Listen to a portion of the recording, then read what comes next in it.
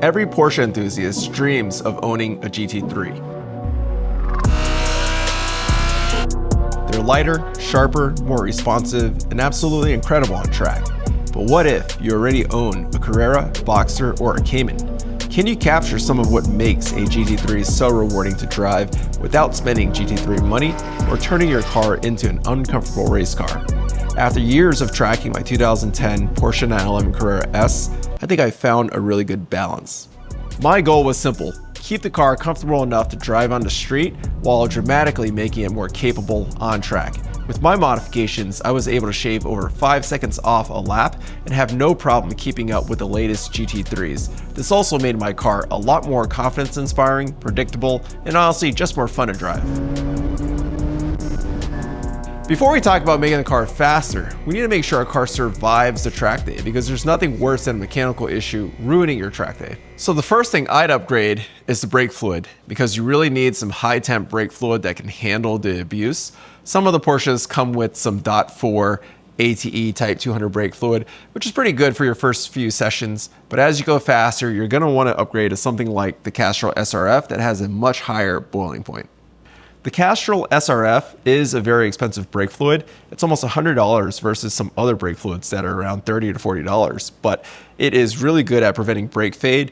And the good part is you can run it longer, because even as it absorbs moisture, its wet boiling point is still much higher than a lot of high temp .4 brake fluids. So this is a really good brake fluid if you want your brakes to stay consistent session after session.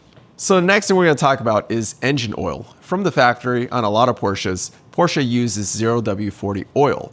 But here in the summer in Texas, where it can get over 100 degrees, pushing your car with 0W40 really doesn't cut it. The oil really just breaks down a bit too much, and I experience excessive oil consumption with that. But since switching to a thicker oil, Mobil 5W50, this is actually a Porsche approved oil, the car consumes really no oil, and it's just much better for the engine as you're pushing it in hot weather. So next we have to talk about cooling and keeping our oil and engine cool. So on track, before adding a third radiator, my oil temps would get up to 275 degrees or more, which is really starting to push it for the oil. But I purchased a factory Porsche third radiator kit for the 997.1 and retrofitted on this car. So this keeps the oil temperatures a lot cooler. I rarely see temperatures exceed 235 degrees Fahrenheit on track, even in the summer. So definitely a good upgrade to keep the engine more reliable.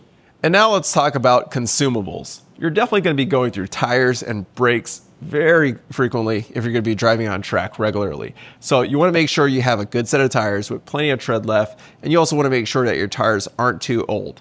And then for your brake pads and your rotors, you want to just make sure that you have plenty of brake pad material and that your rotors are in good shape. So now let's talk about our brakes. So a lot of people think when it comes to brakes that you need to upgrade to a big brake kit, you need more pistons to get that stopping power. But Porsche brakes actually are pretty good from the factory. All you really need to do is run the appropriate brake pad compound. So in my car, I'm running the Performance Friction Company PFC 11s. And this is a dedicated track tire. It provides amazing initial bite, stopping power, and consistency.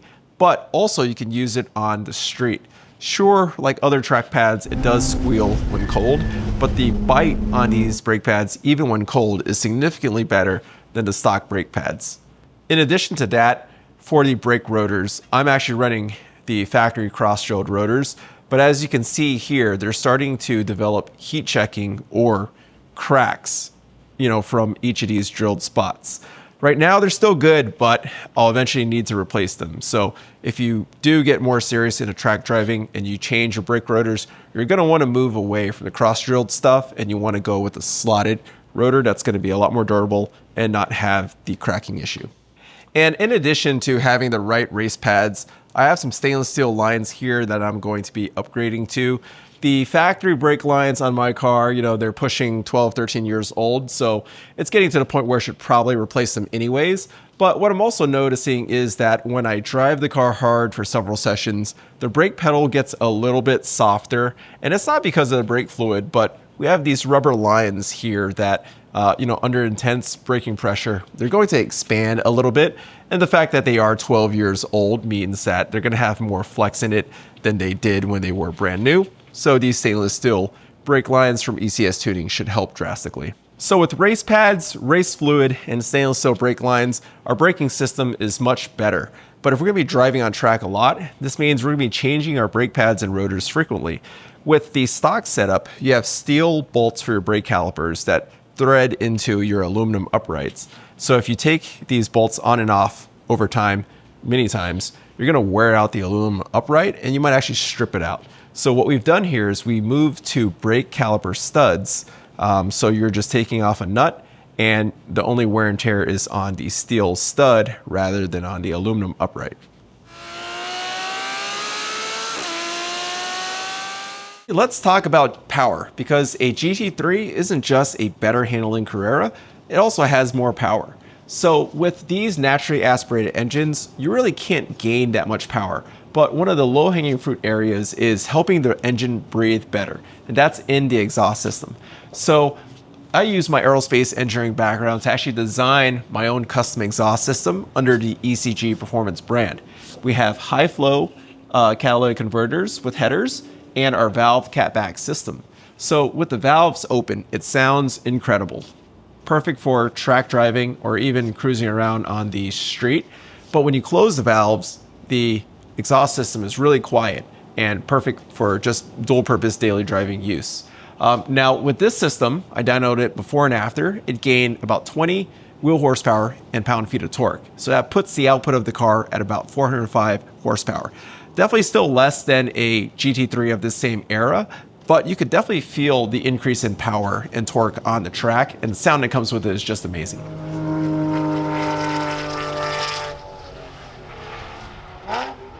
All right, up next for our track upgrades are tires. So when I was first beginning to track my car, I was on Continental Extreme Contact Sport 02 tires. It's a summer high performance tire. And when you're early on in your track days, it's a good enough tire. But once you start to get faster and you really start to push these summer tires, they'll start to get greasy and they'll start to overheat. So what we have here are the 200 treadwear Bridgestone RE71 RZ tires. It is a much more aggressive 200 treadwear tire, and it's really built for autocross and track driving. It's going to give you some very fast laps, and as they wear down, it's actually going to get a little bit faster. So this has been an awesome tire. Just switching tires alone, I think I saved 2 to 3 seconds per lap. Tires definitely make a big difference, not only for handling, but braking as well. All right, so we talked about having the right tires. Now let's talk about how you can get the most grip out of whatever tires you're running. That's through the alignment. So from the factory, Porsche cars do not come with a lot of negative camber. You want negative camber, you want to tilt your wheels inward, because when you're taking a corner, the car is going to want to roll. And if you don't have enough negative camber, you're going to be using mostly the outer edge of your tire instead of the full contact patch of a tire. So to get more negative camber on a 997, you need to basically upgrade to GT3 style lower control arms that basically pushes the lower part of this upright out further so you can actually get more negative camber. I'm running negative 2.7 degrees of camber in the front and negative 2.2 degrees of camber in the rear. Stock, these cars might have about negative 1 degrees of camber all around. So significantly more camber. And in terms of the driving characteristics, the car went from having a tendency to understeer when being pushed to now having a little bit of oversteer when you're pushing the car kind of hard. So that's been a really good handling upgrade for the car. And then in addition, to get the most out of the suspension, we have wheel spacers on the front and the rear. So I'm running 10 millimeter wheel spacers in the front, 8 millimeter wheel spacers in the rear. And what this does is it increases the front and rear track width. So with the lower control arms, it pushes the bottom of the wheels out 13 millimeters. With these, it pushes it out an additional 10 millimeters. So in the front, I'm running 46 millimeters of additional track width. So the front of the car is just slightly wider than the rear of the car now. So if you look at the new 992 GT3s, they have a wider front track than the rear. And that's really to help help the car rotate and give you more of an oversteer bias. And then the last component to get the most grip out of my car as possible while keeping it streetable is the suspension. So here I'm running upgraded Bilstein B6 shocks in the front and the rear. These are stiffer than the factory shocks, but I'm also using the standard sport suspension springs, which is lower than most springs on 997s and a little bit stiffer. But these two pair beautifully. So on the street, it's still very comfortable. You can't even tell that it has an upgraded suspension. But on the track, the added stiffness just really helps reduce the body roll, as well as just maximizing the contact patch on the tires and keeping those tires glued to the pavement. So that combined with the alignment and the tires have really improved the handling on the car. So at the end of the day, did I create a GT3? No, but I captured a lot of the essence of what makes a GT3 so special without spending GT3 money and keeping the car comfortable enough to drive on the road. If you're thinking about making your Porsche handle more like a GT3, take a look at the description below. I'll leave links to all the parts I use on my car. Well, thanks for watching, Car Fanatics. I hope you found this video helpful. If you did, give it a thumbs up, subscribe to the channel, leave me comments or questions below, and be sure to hit the bell notification icon so you're notified each time I upload a new video. Thanks for watching.